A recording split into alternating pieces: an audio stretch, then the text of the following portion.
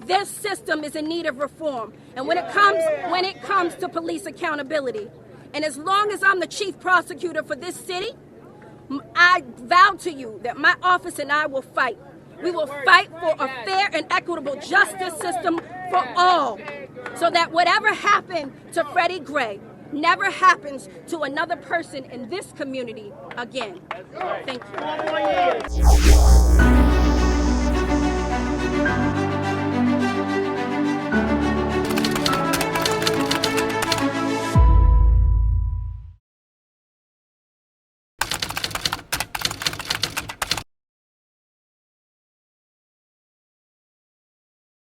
Early morning, April 12, 2015. Baltimore man Freddie Gray is arrested after a police foot pursuit. Shown here on cell phone video, Gray is in handcuffs as police escort him into the back of a police van. The answer to what kills Gray lies in what happens next. We found new information, and we will continue to find more information as we go. At a news conference this week, Baltimore police announced the release of what they say are a series of surveillance cameras that show the incident's timeline. 8:39 a.m., Gray runs through a housing complex. Less than 2 minutes later, cameras capture a police van driving towards Gray. Lights flashing, a squad car follows. Just before 8:42 a.m., Gray is on the concrete, under arrest. 2 bicycle cops hover over him. Within seconds, residents casually begin to gather at the scene, some with cell phone cameras. By 8:44 a.m., the police van returns to frame. Its back doors open. Gray appears to be loaded into the back. At 8:46 a.m., the van drives off. A police union attorney told CNN what may have followed is a so-called rough ride, or a deliberate tactic used by police to harm unbelted, handcuffed passengers. Gray was not buckled in, though the police commissioner says he should have been. On its way to the police station, the van makes 3 stops. At 9:11 a.m., nearly 30 minutes after Gray's arrest, the police van is seen making one of those stops. Its back doors open as police pick up another prisoner. 15 minutes later, police call an ambulance for Gray when they arrive at a precinct. Nearly a week since his death, police have still not released a timeline or information about their last interaction with Gray. We know more details about those 3 stops that police van made. According to police, during the first stop, Gray was placed in leg irons. During the second stop, they say they stopped to, quote, deal with Gray, though we don't know exactly what that means. That part is also under investigation. During the third stop, according to the police commissioner, Gray was seen on the floor of the van requesting a medic. Police say mistakes were made. They also say that their investigation is ongoing. 8:39 a.m., April 12th, a city street camera shows a man running, and then 2 officers get on their bikes to go after him.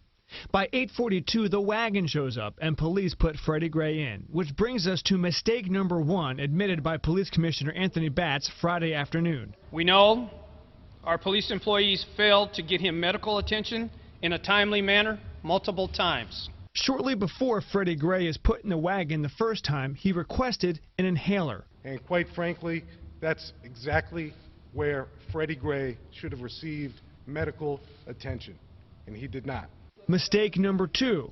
We know he was not buckled in the transportation wagon, as he should have been. No excuses for that, period. His hands were cuffed at the first stop. Leg irons were put on him at the second stop, leaving a hog-tied Gray in the wagon without a seatbelt. Here's street camera footage of the wagon leaving the second stop at 8:54. The wagon then makes stop number 3 at Druid Hill Avenue and Dolphin Street, where police indicate Gray was responsive. There's no city camera footage of this stop.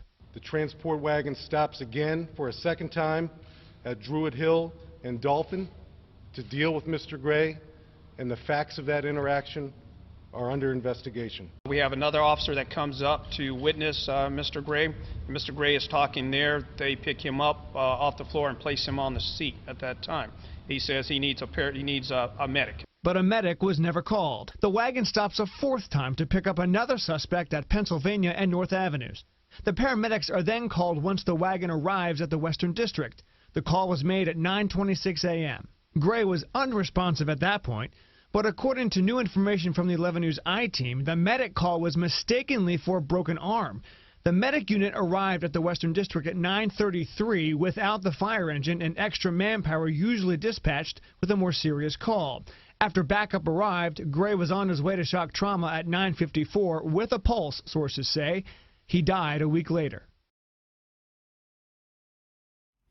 Tonight, the investigation into the controversial death of Freddie Gray, which sparked angry protests No justice! No peace! and riots in Baltimore in 2015, is coming to a close.